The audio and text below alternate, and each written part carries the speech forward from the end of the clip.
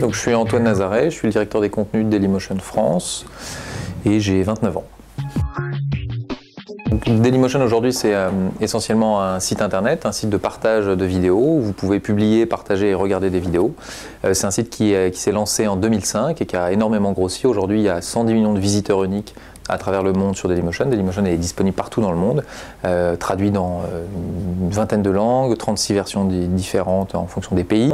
C'est une boîte historiquement qui s'est montée en France autour d'Olivier Poitret et de Benjamin Bechbaum et puis qui a beaucoup grandi et qui est devenu aujourd'hui le premier site web français à l'étranger et le premier site européen dans le monde. Donc on est le 29e site mondial, ce qui fait de nous une histoire assez réussie.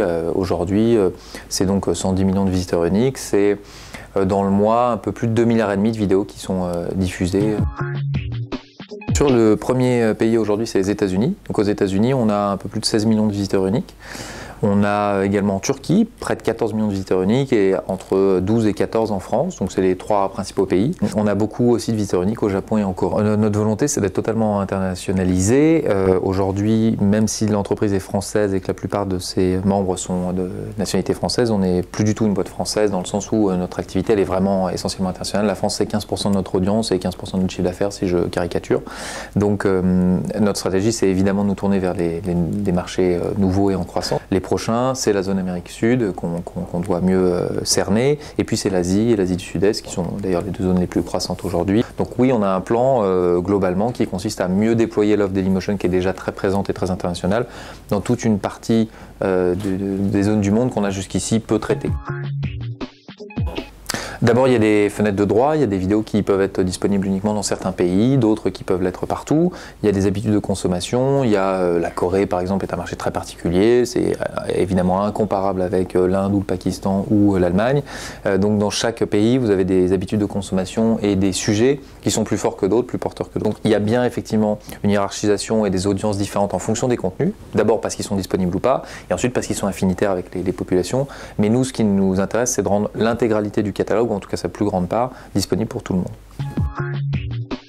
Donc c'est devenu assez commun de regarder de la vidéo sur internet, et en devenant un acte banal de la consommation web des citoyens français ou des autres internautes européens, forcément on ressemble de plus en plus à la démographie française, et aujourd'hui 50% des internautes qui regardent des contenus via Dailymotion ont plus de 35 ans. Donc d'une certaine manière ils ont un peu vieilli, relativement. On garde sur Dailymotion évidemment des internautes plus jeunes qui sont du coup plus actifs, qui sont moins nombreux en quantité mais qui consomment plus, qui partagent plus, qui commandent plus, donc qui sont voilà, tout simplement plus actifs sur la plateforme parce qu'ils sont plus early adopteurs et c'est normal. Mais on a aussi de plus en plus des internautes qui sont tout à fait voilà, qui vont sur Dailymotion comme ils iraient sur un autre site, mais pour qui c'est pas, il n'y a plus un geste de découverte, c'est devenu classique de consommer de la vidéo.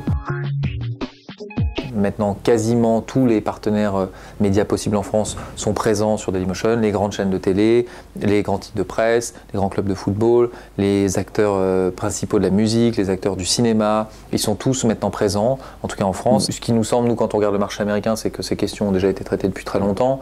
Aux États-Unis, une plateforme comme Hulu est distribuée par Dailymotion aussi. Tous les grands networks américains sont présents sur Dailymotion ou sur YouTube aux États-Unis. Et surtout, je pense que ce serait une mauvaise compréhension du web que de penser que les deux sont concurrents. En réalité, un internaute, quand il vient sur Dailymotion, il tape jamais Canal+ ou TF1. Ça ne l'intéresse pas du tout, il tape le nom d'une émission, etc. Le live, c'est énorme, c'est un immense sujet, c'est très intéressant. Ça a démarré il y a 2 ans pour nous. Le premier, c'était au moment de Copenhague, le sommet raté sur l'environnement.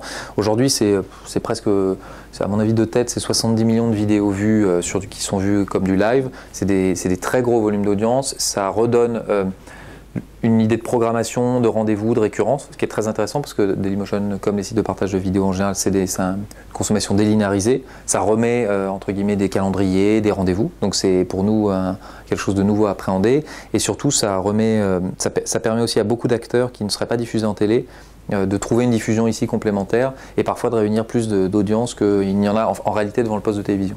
C'est une manière de consommer qui s'additionne, qui s'incrémente et qui n'efface pas tout le reste, c'est-à-dire la VOD. Mais c'est complémentaire et ça recrée de l'événement, ça recrée de la récurrence, donc c'est très intéressant à traiter, et techniquement et éditorialement pour nous.